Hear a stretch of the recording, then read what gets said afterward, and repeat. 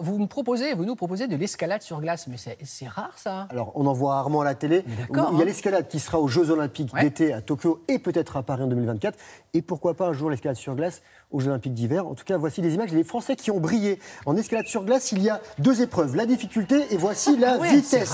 Sur un mur gelé d'une 15aine de mètres. Voilà. Mais ils montent avec quoi? C'était avec des piolets et des crampons. Dernière épreuve de Coupe du Monde, ça se passait à Denver, dans le Colorado. Alors, le but du jeu, bien sûr, c'est de réaliser ces ascensions le plus vite possible sur la voie de droite et la voie de gauche. Là, à droite de votre image, elle s'appelle Coralie Jarry, française. Elle termine 2e de cette épreuve dans le Colorado. Marion Thomas, autre française, termine 3e. La grande gagnante s'appelle Maria Tolokonina. C'est très spectaculaire. Hein, une autre épreuve qui pourrait un jour être aux Jeux d'hiver, le triathlon d'hiver. La Coupe du Monde s'est déroulée au Québec. 4,5 km de course à pied, 11 km de patin à glace et enfin 9,5 km de ski de fond. Ça fait 25 km en tout.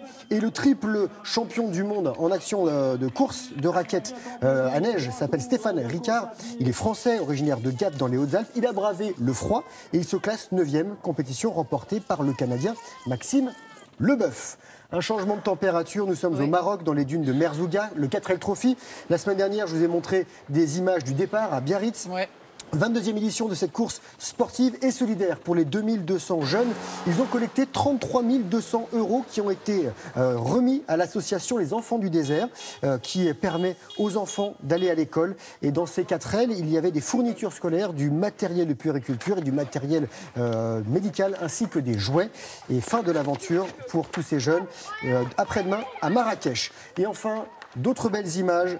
Du kitesurf, vous allez voir ça au Cap-Vert, dans des conditions météo idéales pour la première étape du Strapless Kitesurf World Tour.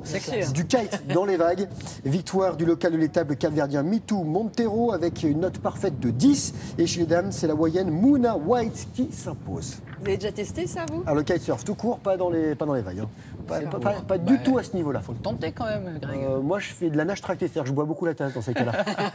Bon, merci beaucoup. On se retrouve demain, Grégoire? Demain, on sera avec les pisteurs secouristes de Val Thorens. Super. Allez.